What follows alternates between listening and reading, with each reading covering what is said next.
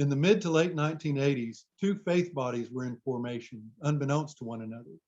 Each was forming community based on inclusion, social justice, and ecumenical work. These two, the Alliance of Baptists and FEBAC, the Fraternity of Baptist Churches of Cuba, were delighted to discover one another early on and have been in a relationship now for over 30 years. Kim and I have learned a lot over these 3 decades, especially over the past 3 years, as we've been living and working with FEBAC in Cuba.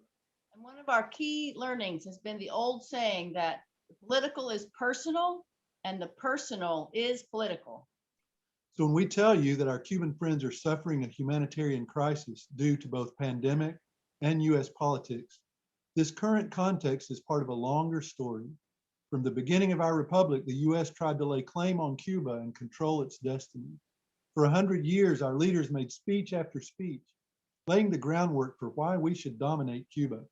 And then we did exercise control for the first half of the 20th century. US religious bodies followed suit in their exercise of mission control. And then revolution happened, and the US has spent the past 60 years punishing Cuba for its defiant refusal to comply with our need to control.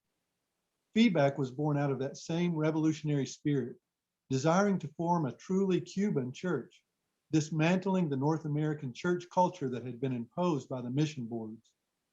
It's in this political context that relationships have formed, and we've experienced the grace and mercy of people willing and eager to accompany us and be accompanied on our respective journeys. The political really is personal. And so when we hear that Miriam Ophelia can't get a pacemaker and she needs one, it's personal to us. It bothers us. When our good friend Juana from the First Baptist Church of Matanzas runs out of her Parkinson's medicine and she has a fall and her husband Luis is desperate, has to get help from the neighbors to get her back up in the bed. It bothers us. It pains us.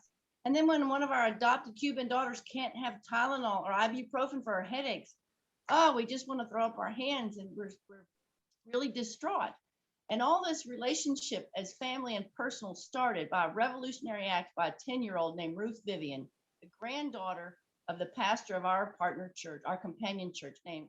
And she called us Uncle Stan and Aunt Kim, Tío Stan y Tía Kim. And Orestes, the pastor of the First Baptist Church in Matanzas, in the morning he would say, "Hola, hermanita, good morning, my dear sister. Come over for coffee." So we became family. And when Paco Rodés would see us, "Hello, family, how you doing today?" with a big hug, that's when the revolution began to happen and our personal and the political got all mixed together. So out of these personal relationships, we are really learning a lot.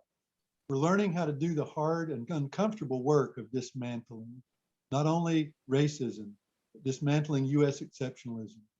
We're learning to uncover assumptions of US supremacy and discover what our relationships might look like after those mantles are finally